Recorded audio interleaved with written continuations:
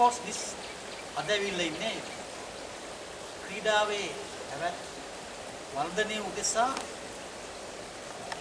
මඟ පෙන්වන පරිපූර්ණත්වයට ලං වෙමින් තිබෙන බිමකට කියලා කිව්වොත් නිවැරදි. මේ මධ්‍යම පළාතේ මහනුවර දිස්ත්‍රික්කයට දිගන ක්‍රීඩා සංකීර්ණය. ආය වර්ධන ශක්ති වර්ධන ව්‍යායාම ශාලා, මල්ල ක්‍රීඩා, බැඩ්මින්ටන්, නෙට්බෝල්, වොලිබෝල්, බාස්කට්බෝල්, ඊහා සමාන ඊහා ක්‍රීඩාවට සම්බන්ධ වස්තු ක්‍රීඩාංගන, මල්ල ක්‍රීඩා සඳහා ඉදිමාන් ක්‍රීඩාංගන, ඒ පාපන්දු අග ක්‍රීඩාවට යම්තරම් කෙරෙමින් පවතිනවා. මේ වගේ මේ මහනුවර දිස්ත්‍රික්කයේ මේ මොහොතේ ක්‍රීඩාවේ නිරන ක්‍රීඩක ක්‍රීඩිකාවන්ට වෙන්වෙච්චි අපූර්ව තැනක් තමයි අපි මේ ඉන්නේ. විශේෂයෙන්ම කියන්න ඕනේ ඉසිගණනක පමණ සේවක සංඛ්‍යාවක් යොදාගෙන මේ ක්‍රීඩා සංකීර්ණය තම හොඳින් කළමනාකරණය වෙන බවක් පේනවා. එන්නත් ඉතා හොඳ මට්ටමක තියෙනවා. ඒ නිසා අපි තීරණය කරා මේ දැනටත් මේ ක්‍රීඩා පිටියේ ජාතික මට්ටමේ ක්‍රීඩක ක්‍රීඩිකාවෝ වුණ වෙනවා. ජාතික වාර්තාලාභී සිටිනවා.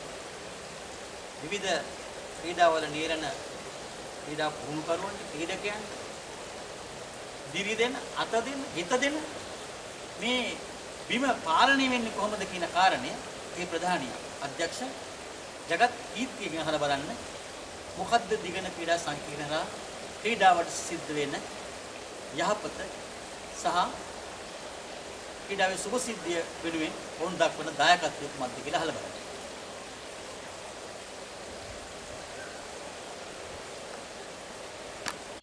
ක්‍රීඩාව පළාතකට අයිති දෙයක් නෙවෙයි. රටට අයිති දෙයක්. හැබැයි හැම පළාතකම ක්‍රීඩාව රටේ කියලා හිතලා වැඩ කරොත් නැත්තම් තමන්ගේ පළාත රටට ක්‍රීඩාව යමක් දෙනවා කියලා වැඩ කරොත් ඒ පළාත පමණක් නෙවෙයි රටක් ක්‍රීඩාවෙන් ඉස්සරහට යනවා. අර උදේ මේ පූර්විකාවේ කිව්වා වගේ ඒ පදනම පේන්න තියෙන තැනක ප්‍රධාන පුටුවේ ඉන්න ජගත් කීර්ති අධ්‍යක්ෂකවරයා දිගන ක්‍රීඩා සංකීර්ණය. අපි උත් එක තමයි කතා කරන්න හදන්නේ. මම දැක්ක මේ වෙන වැඩකුත් සාමාන්‍ය ආයතනවල නොවන සිද්ධ නොවන වැඩක්. සේවක සේවිකාන්ගේ ශාරීරික යෝග්‍යතාවය සම්බන්ධයෙන් ව්‍යායාම මොකද කරනවා? ඔව් මෙහෙමයි. අපි දැන් ඒකට ලැබුණේ මෙහෙමයි. දැන් අපේ ක්‍රීඩා දෙපාර්තමේන්තුව අපි පළාත් ක්‍රීඩා දෙපාර්තමේන්තුව අපි ලංකාවේ අනිත් දෙපාර්තමේන්තු වලට එහා ගිය ඔබට ගියා කාර්යභාරයක් අපි කරන්න මම සැලසුම් කරලා තියෙනවා. ප්‍රධාන හේතුව දැන් මම දකින විදිහට පළාතේ ලංකාවේ මේ පළාත් ක්‍රීඩා දෙපාර්තමේන්තුවේ බොහෝ විට කෙරෙන්නේ ජාතික මහා ක්‍රීඩා වලට අදාළ කාර්යයන් පළවෙනි අදියර දෙවෙනි අදියර තුන්වෙනි අදියර වශයෙන් කරලා පළාත් තරග අවසන් වුණාට පස්සේ ජාතික මහා ක්‍රීඩා වලට ක්‍රීඩා එක්කයි.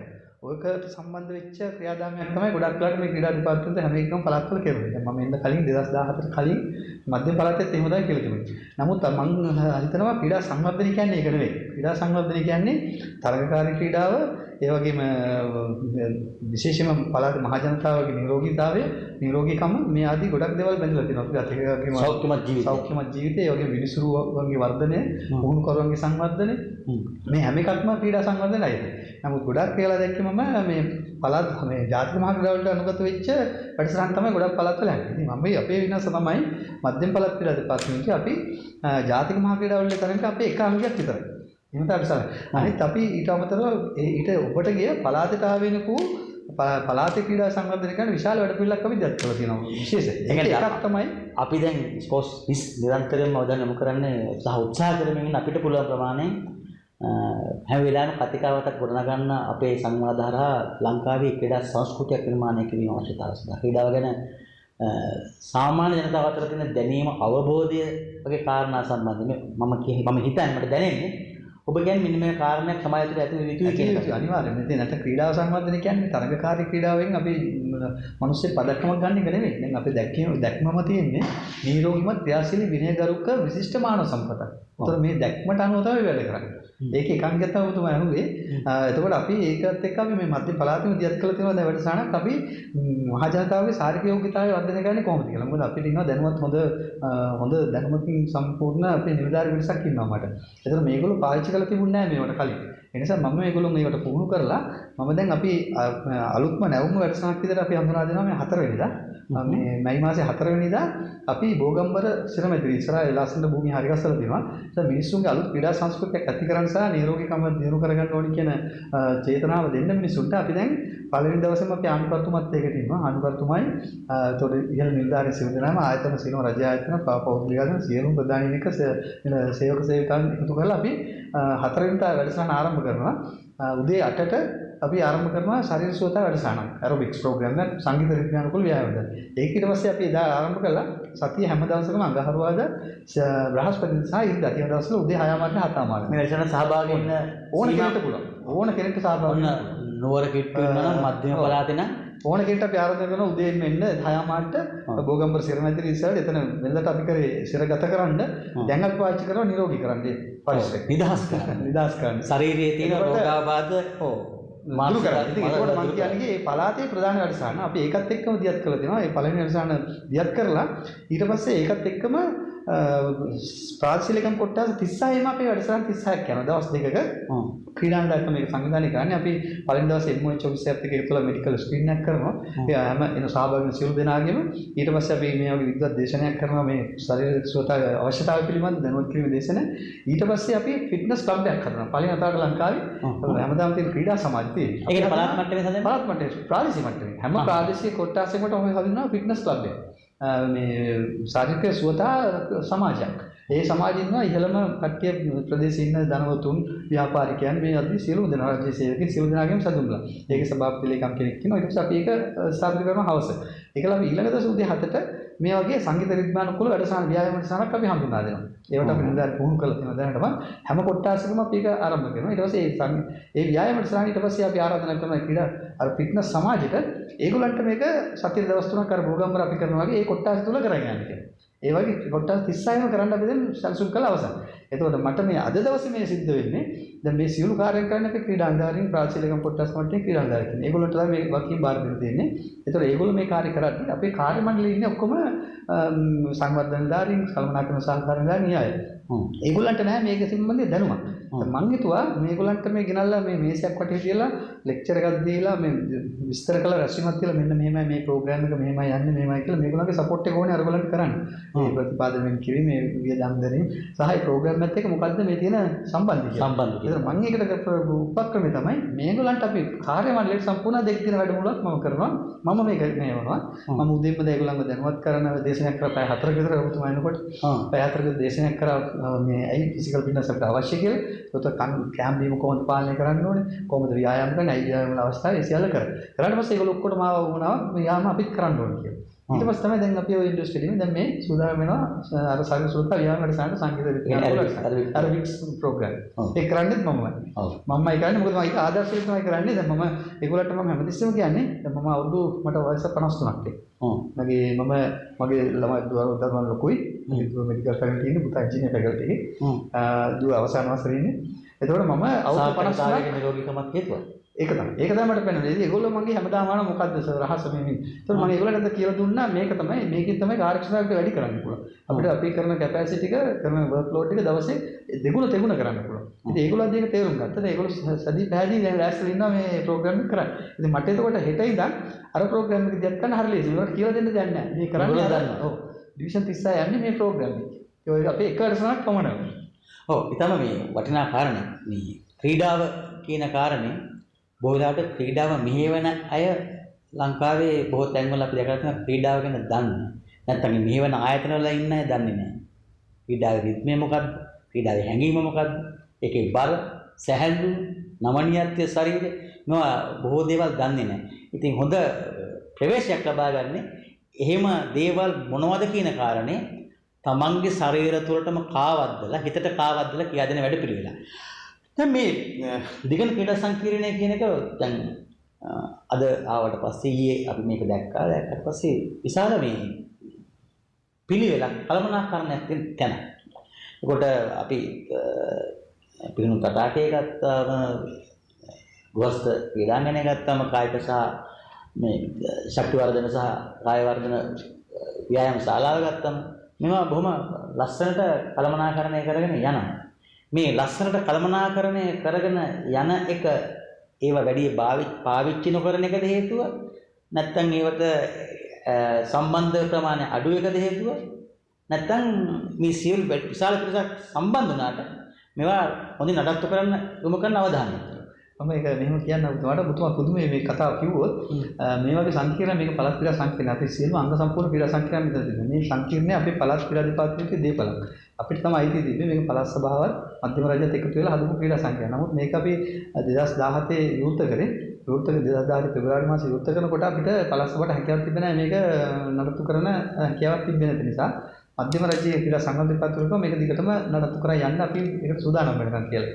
එතකොට ඒගොල්ලෝ සුගතදාස අධිකාරියට මේක බාර දුන්නා. සුගතදාස අධිකාරියට බාර දීලා ඒගොල්ලෝ තමයි අවුරුද්දක් මේක පාලනය කරන් ගියේ. අපි නමුත් ක්‍රීඩා දෙපාර්තමේන්තුව අපි මේක අපි අයිති දේපල නිසා මේ ඔබ අපි ඉන්න මේ පරිශ්‍රය ක්‍රීඩා දෙපාර්තමේන්තුව විදිහට අපි මේක වෙන් කරගෙන මෙතෙන්ට ආව අපි ක්‍රීඩා දෙපාර්තමේන්තුව. එහෙනකොට මේ ක්‍රීඩා දෙපාර්තමේන්තුව සංකීර්ණේ කිසිම දෙයක් නැහැ. කිසිම පෝස්ට් එකක් කිසිම ක්‍රීඩා කටයුත්තකට සංවර්ධනයක් කිසිම ක්‍රීඩා කටයුත්තක් වෙන්නේ නැහැ. සුගතදාස අධිකාරියට තුලමුනේ ස්විමින් පූල් එක තියෙන නිසා ඒකෙන් විතරයි ආදායම ඉපෙන්නේ. අනිත් ඒවා මොකුත් තිබුණේ නැහැ. ඊට පස්සේ අපි කල්පනා කරා මේක අපේ දේපලක් අපිට මේක කරන්න පුළුවන් කියලා. ඉතින් ඊට පස්සේ අපි කාර්ය කමිෂන් එකෙන් ලියලා මේ අපි ප්‍රධාන ලේකම්ට ලියලා මේක ඉල්ලුවා අපි. ඊට පස්සේ අපිට හිතුව ආණ්ඩුකාරවරයා අපිට මේක අපිට බාර දුන්න කියලා නියෝග කරලා අපි මේක බාරගත්තා. අපි බාරගත්තේ 2019. 2019 ජනවාරි මාර්තු මාසයේ බාරගත්තා. ඒ බාරගෙන කිසිම අපිට මේක මේ සම්පත් තිබුණේ නැහැ. නමුත් අපි ලොකුම ප්‍රශ්නේ මේ වගේ සංකීර්ණ නඩත්තු කරලා ලොකු ස්ටාෆ් එකක් ඕනේ. ඒතර ඔබතුමාට කියන්නේ මම මේ පුළු සංකීර්ණ නඩත්තු කරන්නේ අපේ ග්‍රවුන්ඩ් බොයිස්ලා එහෙම නැත්නම් ක්‍රීඩා භූමි සහායකින් 8 දිනක් තියාගෙන පමණයි. වෙන කිසිම පරිපාලන නිලධාරියෙක් මේක නෑ. සියල්ල කරන්නේ අපි මේ පළාත් ක්‍රීඩා දෙපාර්තමේන්තුව. දැන් පළාත් ක්‍රීඩා දෙපාර්තමේන්තුවේ මම තමයි මේක සම්පූර්ණ මෙහෙවන්නේ. ඒතර මම මේ අපේ ස්ටාෆ් එකේ ඉන්න ඔක්කොම සංවර්ධනකාරීන් කල්පනාත්මක සේවලදාරින් ඉන්නේ අපේ දෙපාර්තමේන්තුව වලට ඇවිල්ලා. මම ඒගොල්ලෝ දාගෙන ඒගොල්ලෝ පාවිච්චි කරලා තමයි මේක ආදායම උපයන හැම දෙයක්ම ඒක කරන්නේ. නඩත්තු කටයුතු කරන්නේ අර ක්‍රීඩා සංවර්ධන දෙපාර්තමේන්තුවෙන් ගත්ත 8 දෙනෙක් හිටියා. ඒ 8 දෙනා නවත්තගෙන ඒගොල්ලෝ තාම අන්තර්ගාමී කරගෙන නැහැ.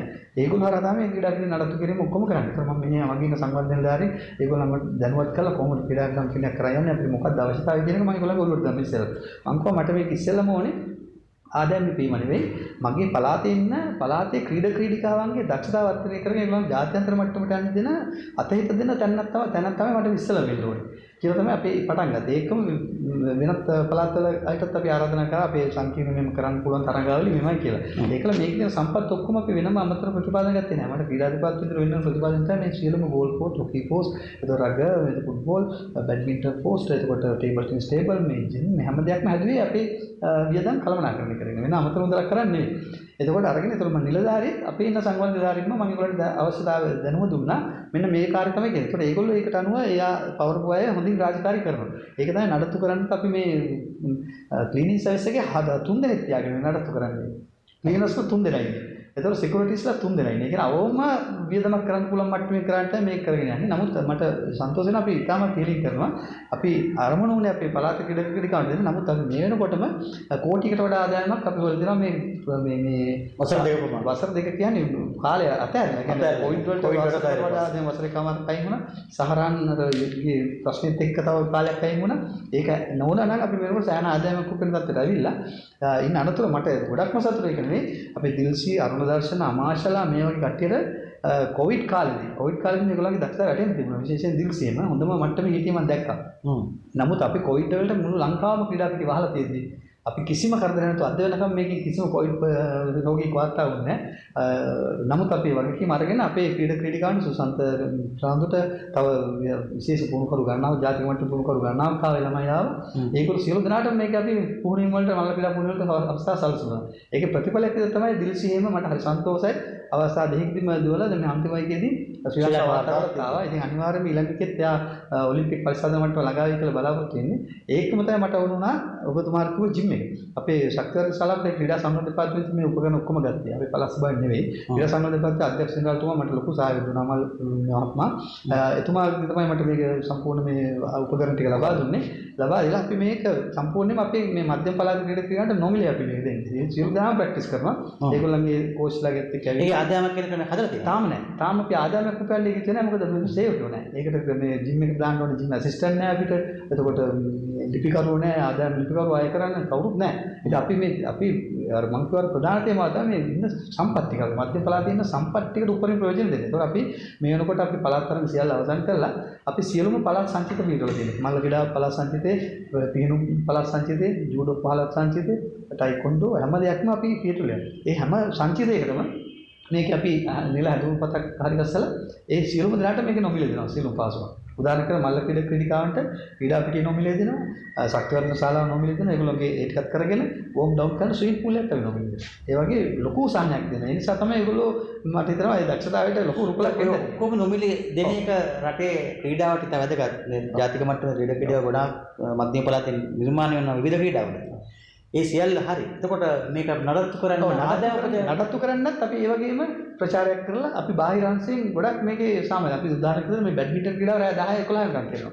වොලිබෝල් ක්‍රීඩාව රෑ 10 11 වෙනකම් කරනවා. හැමතිස්සෙම අපි කෝච් බුක් කරලා තියෙනවා. අපි ආදායමත් හොයනවා. ඒ වගේ අපිට තියෙන ජිම් එකේ ආදායම අපිට හොඳටම මේකේ ආදායම ලබා ගන්න පුළුවන්. මොකද අපිට ජිම් ඇසිස්ටන්ට් කෙනෙක් තාම නැහැ. ඒක බඳවගත්ත හැටි අපි ඒක පටන් ගන්නවා මහ ජනතාවට විවෘත කරනවා. තවත් උපකරණ දැමෙනවා අපි පළස්සවන් ගන්න හිතනින්ද. ඒතකොට අංග සම්පූර්ණ ජිම් එකක් බවට පත් කළා වගකීමක් ඇතුව මේ මධ්‍ය පළාතේ තියෙන හොඳම තාක්ෂණික මට්ටමේ තියෙන විද්‍යාත්මක ජිම් එක බවට තමයි පත් කරන්න හදන්නේ. නිකන් ආවට ගියාට ජිම් එකක් දාන්න නෙමෙයි. වැඩ කරන මිනිස්සුන්ට ඒ වැඩේ හැඩ කරන්න අපි උදව් කරන්නේ.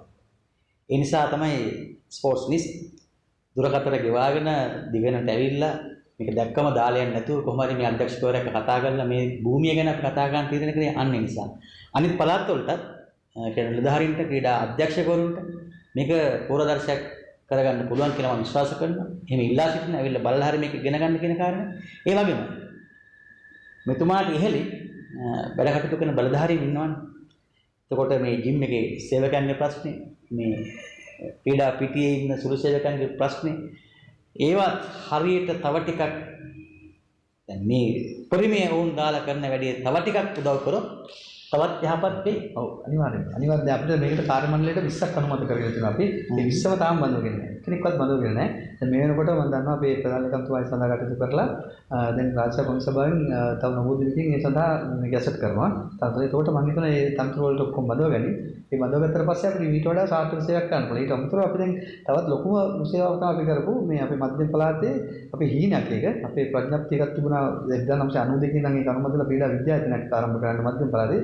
ඉතින් අපි කියන්නේ සතුටුයි අපි අවුරුදු දෙකක් විතර මේක උත්සාහ කරලා අපි ඒක ජයග්‍රහණය කළා. දැන් ලංකාවට තියෙන ජාතික ක්‍රීඩා විද්‍යාලය විතරයි. මේ ජාතික ක්‍රීඩා විද්‍යාලයේ විතරක් ඒ ඉන්න පුහුණුකරු අපේ මධ්‍යම පළාතේ විශාල පුහුණුකරුවන් සහ ක්‍රීඩා දැනුම හොයාගෙන කොළඹට සංක්‍රමණය වෙනවා. එතකොට මේගොල්ලෝ ලොකු අපහසුතාවයක් දෙනවා. මගේ තවත් සංකල්පයක් තමයි මම හිතුවා මේ මිනිස්සුන්ට මධ්‍යම පළාතේ අපිට මේ සංකීර්ණ ඔක්කොම පාසුකම් තියෙනවා. මෙතන අපේ ක්‍රීඩා විද්‍යාලයේ දී කරගන්න පුළුවන් වුණොත් කොළඹට වඩා මෙතනට ආකර්ෂණයක් එයි. ඉතින් ඒක ජය ගන්න පුළුවන් වුණා. අපි පෞද්ගලික දවසක් අපේ ලේකම්තුමාත් ක්‍රීඩා මන්ත්‍රී ලේකම්තුමාත් අවුරුද්දක් අසං කරා.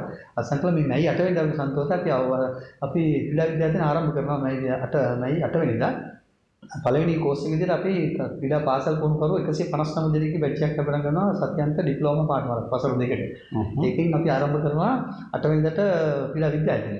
ඒතර ඒ ක්‍රීඩා විද්‍යාලයෙන් ආරම්භ කරන දවසම අපි විවෘත කරනවා උඩ අපි 108 දෙනෙක්ට ඉන්න පුළුවන් අපි නවාතැන් ගන්න පුළුවන් අංග සම්පූර්ණ අති නවීන පාසුවානික අපි නිවාසිකාගාර දෙකක් කාන්තාපරිම දෙකම. ඒ වගේම නිලධාරීන්ට වෙනම නිවාසිකාගාරයක් හදලා තියෙනවා. ඒ කියන්නේ ඕනම කෙනෙක්ට පිට පළාතින් ඇවිල්ලා මේකේ අපිට දැන් ජාතික සංචිතගත කරලා පුහුණුවීම් කරන්න පුළුවන් මට්ටමට ගෙනල්ලා තියෙනවා. ඒකෙන් අපි ඉදිරියේදී ආදායම උපයන්න බලාපොරොත්තු වෙනවා. දැන් විශේෂයෙන්ම අපි හදලා තියෙනවා දැන් විශේෂයෙන්ම ආයතනවල වර්ෂ අවසානයේ කරන එක වැඩසටහන් පුහුණු වැඩසටහන්. ඉතින් අපි බලාපොරොත්තු වෙනවා අර නායකත්ව පුහුණු වැඩසටහන්. ඒ වගේ අපි පැකේජ් හදනවා දැන්. අපි හිතන්නේ පැකේජ් හදනවා අපි ස්විමින් පූල් එකේ ඉන්ඩෝර් ස්ටේඩියම් එකේ ජිම් එකේ නිලධාරීව පාවිච්චි කරනවා. අපි අපේ නිලධාරීව අපේ සම්පන්න අපි පැකේජ් හදලා අපි එක එක ආයතනවල දන්නවා අපේ මෙන්න මේවා තියෙනවා නෛවාසික පාසුකම් මෙහෙම තියෙනවා. අපේ මෙන්න මෙහෙම දේවල් අපි කරනවා කියලා ඒගොල්ලන්ට ආරාධනා කරනවා. ඒගොල්ලන්ගේ ආයතනවල ට්‍රේනින් කරලා දෙන්න අපි පටන් ගන්නවා. එතකොට අපිට ඒකෙන් වෙනම ආදායමක් එනවා. ඒතර අපි ක්‍රීඩා විද්‍යාලයේ අපි මධ්‍යම පළාත ඇතුලේ ක්‍රීඩා මේක වැදගත්කම තමයි ක්‍රීඩා විද්‍යාලයේ අපි ජාතික ක්‍රීඩා විද්‍යාලයේ ශාඛාවක් විතර තමයි පෙයාගෙන යන්නේ. ඒ කියන්නේ ජාතික ක්‍රීඩා විද්‍යාලයේ යන පාඨමාලා සියල්ලම අපි මෙහි කරනවා. දැන් ජාතික ක්‍රීඩා විද්‍යාර්ථීන් රටවින්දට එහෙ පටන් ගන්න 100 මම හිතන්නේ 20 ගානක් වෙනකොට මම දන්න විදිහට අපි 159ක් කරනවා. එතකොට තව ටික අපේ දැන් මේකට පොළොන්නරුවෙනුත් අපිට ඉන්නවා මේ අපේ ක්‍රීඩා විද්‍යාර්ථීන් ඇවිල්ලා. ඔව් දැනට මේ ලියාපදිංචිෙන්ද මේ සුදුසුකම් ලැබලා තියෙනවා. මම දන්නවා මේ පටන් ගත්ත පස්සේ අපේ ඩිප්ලෝමා පාඨමාලාවට මත්තර යාපනයේ කිලිනොච්චිය ත්‍රිකුණාමලේ ඒගොල්ලෝ කොළඹට යන්නේ නැහැ. ආයෙ මෙතන නවතිනවා. දැනුම හොයන කේන්ද්‍රීය ස්ථානයක් බවට පත් කරනවා. ඒක අපි මේ සුවිශේෂී තැනකට කියන. ඒක මම උඩට තවත් දෙයක් කියන්න අපි ජාතික ක්‍රීඩා විද්‍යාලය මේ පළාත් ක්‍රීඩා විද්‍යාලය මේ ස්ථාපිත කරන දවස සිහි ගන්නව නිසා අපි අනාගතයේදීත් මේ මිනිස්සුන්ට මේක අපි මෙහෙම දෙයක් කරා කියලා ඒක දැනෙන්න අපි මේ මුළු සංකීර්ණයේම දැනටමත් අපි සූදානම් කරලා දල්වලේ පළතුරු ගස් වවන්නේ. අපි ඊට සංකේතාත්මකව මේ හැම තැනකම අපේ පළතුරු ගස් වෙනවා. අඹ, ජම්බු, පේර ඒ වගේ හැම තැනකම ඒ වගේම ක්‍රීඩා පිටිය වටේටම ක්‍රීඩකින් සේවන දෙන්න ගස් හිට වෙනවා හැම තැනම. ඒක සංකේතවත් කරමින් අපි මම හිතන්නේ ගස් 100කට ආසන්න ප්‍රමාණයක් අපි ලොකු තල දැනටවත් ගෙනලා තියෙනවා. අපි ඊට වඩා අපි ඒකෙන් අදහස් කරන්නේ ක්‍රීඩාව සහ පරිසරය කියන අදහස වෙනවා. තවත් ආකාරයකට ගත්තොත් ක්‍රීඩාව ගුණවත් සහ රසවත්ය. අපේ තේමා කීපයක් තියෙනවා. අපි දැන් ඔක අර ක්‍රීඩාව සහ නිරෝගීකම එකක් අර කිව්වේ. දැන් ක්‍රීඩාව සහ පරිසරය කියන එක මෙතන. ඊළඟ ක්‍රීඩාව සහ දැනුම කියන එකත් එක තමයි ක්‍රීඩා විද්‍යාවෙන් බඳලා තියෙන්නේ. ආය අපි ක්‍රීඩාව හා තාක්ෂණය කියලා අපි බඳලා දැන් අවුරුදු දෙකක් වෙනවා.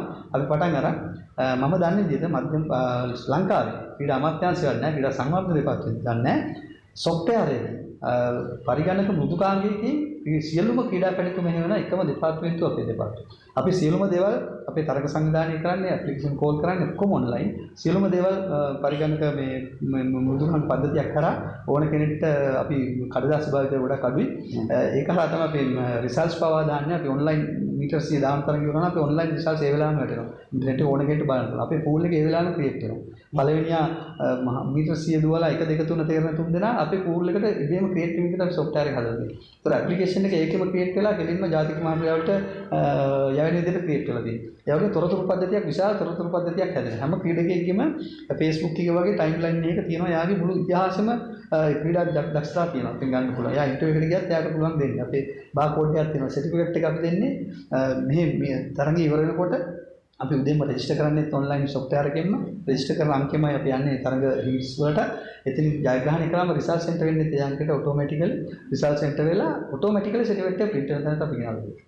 එතකොට අපි තොරතුරු පද්ධතියක් තියෙනවා විශාල තොරතුරු පද්ධතියක් අපි මම දන්නේ අපේ ලංකාවේ කිසිම තැනක ඒ වගේ තොරතුරු ඊටත් එහා ගිහිල්ලා අපේ නිලධාරීන් අපි අධීක්ෂණය කරන්න ඕනේ. අපේ ප්‍රාදේශීය මට්ටමේ ප්‍රාදේශීය කොහාරයල් වෙන ක්‍රීඩාංගණේ පූර්ව මධ්‍යස්ථාන ධ්‍යාන යන්න ඕනේ. පූර්ව මධ්‍යස්ථාන පවත්වන දිස්ත්‍රික් පූර්ව කරවල පූර්ව මධ්‍යස්ථාන පවත්වාගෙන යන්න. මේවා අධීක්ෂණය කරන්න ඕනේ මම ඒ වගේ මගේ සහකාර අධ්‍යක්ෂය වගේ දිස්ත්‍රික් ක්‍රීඩාංගන නෙවෙයි. නමුත් අපිට වාහන පාසුකම් නිසා ළඟා වෙන්න බෑ වෙල්ගමුවට ආදි වශයෙන් ළඟා වෙන්න බෑ ගොඩක් ප්‍රදේශ. නමුත් අපි ඔන්ලයින් හරහා අපි මේ සොෆ්ට්වෙයාර් එක හරහා අපිට ඒ වෙලාවෙම මගේ ෆෝන් එකෙන් මට අධීක්ෂණය කරන්න පුළුවන් විදිහට අපි හදලා තියෙනවා. ඒ වගේම ක්‍රීඩා සමාජය ලියාපදිංචි කරගන්න ඔබ ගියොත් වෙන පළාතකට ක්‍රීඩා සමාජය ලියාපදිංචි අපේ පළාතෙත් එහෙම තියෙනවා. සාමාන්‍ය මාස 3ක් විතර යනවා. ඩිවිෂන් ලෙවල් එකේ ක්‍රීඩා සමාජය ලියාපදිංචි ආයුධ පත්‍රය දීලා ඒක පළාත් දිස්ත්‍රික් ක්‍රීඩා කාර්යාලය හරහා පළාත් ක්‍රීඩා දෙපාර්තමේන්තුව මෙහෙම ලොකු ලෙජර් එකක ගෙනියලා සහතික නිකුත් වෙද්දී මාස 3ක් විතර. දැන් අපි විනාඩියෙන් සහතික දෙනවා. සහතික නිකුත් වෙනවා ක්‍රීඩා සමාජය ලියාපදිංචි කරන්න පුළුවන් සියලුම ඩොකියුමන්ට් හරහා ප්‍රාසයම් කාර්ය කියලා විනාඩියකින්. ෆෝන් එකෙන් පුළුවන්. ස්මාර්ට් ෆෝන් එකෙන් ක්‍රීඩා සමාජය ලියාපදිංචි කරන්න පුළුවන්. අංකය ඒ වෙලාවෙම ලැබෙනවා තුමන්ලාට. ඒ වගේම රිනිව් ඩේට් එකත් එකම ලැබෙනවා. ඒ වගේ අපි ගොඩාක් අපේ ක්‍රියාකරන සියල්ලම අපි පරිගණකගත කරලා තියෙනවා. මම හිතන්නේ එකම දෙපාර්තමේන්තුව. ක්‍රීඩාව ඇඟිලි තුඩු වලට ඇවිල්ලා තියෙනවා මධ්‍යම පළාත. අටටත් ඕනි ඒ දේ සිද්ධ වෙන්නේ. මට හිතෙනවා මේ ජාතික මට්ටමේ වැඩ පිළිවෙලුයි පළාත් මට්ටමේ වැඩ පිළිවෙලුයි පැටලලා ඉතින් දැන්. මොකද ජාතික මට්ටමින් අවුරුදු ගාණක් තිස්සේ කතා බහට ලක් වෙන සෑහෙන හඩ නිකුත් කරන සමහර වෙලාවට විවිධ උත්සව තීමින් මෙහෙම කරනවා කියලා කියන වැඩ කිසිම සද්දයක් නැතුව කරලා දැන් ක්‍රියාත්මක පවතින මධ්‍යම පළාතේ. ඉතින් මේක රටකම ආදර්ශයක් ගන්න අර කිව්ව 20 දෙන්න 100ක් වැඩ කරන්න දැන් ඉන්න ප්‍රමාණෙත් එහෙම වැඩ කරන්න අපි ඉල්ලා හිටින්නේ බලධාරීන්ගෙන් දැනුමත් ඒ සිතන සියලු දෙනාගෙන් වගකියුත්තන්ගෙන් ඔබ දැනුවත්ද නැද්ද කියන කාරණය පළමු හිතා බලන්න. අවංකව ඔබට දැනෙන හැඟීම නාමපදයක් නෙවෙයි ක්‍රියාපදයක් කරන්න ඕන නම් ජගත් කීර්ති ගම්බෙලා ඒ උපදේශ ටික ගන්න. ඒ ක්‍රීඩාවට පළාතකට සීමා නොවුණු අටක වැදගත් ක්‍රීඩාවක්. බොහොම ස්තුතියි අපිට මේ කාලේ වැය කරාට. අපි ඒතර සතුටු වෙනවා. මේ වගේ වැඩපිළිවෙලක් තියෙන භූමියක ඒක විඳින්න ලැබිච්ච එක ගැන සහ ඒ ගැන කතා කරලා අපේ මාධ්‍ය හරහා ලංකාවට දෙන්න ලැබිච්ච එක ගැන. ඒ වගේම මේ වගේ සද්ද නැතුව වැඩ වෙන්නන මිනිස්සුත් එක්ක ඉස්සරහට අපි කතා කරන්න බලාපොරොත්තු වෙනවා. ස්පෝර්ට්ස් නිවුස් subscribe කරලා අපිත් එක්ක රැඳී ඉන්න. අලුත් වෙන තොරතුරු දැනගන්න බෙල් අයිකන් යොදලා අපිත් එක්ක රැඳී ඉන්න.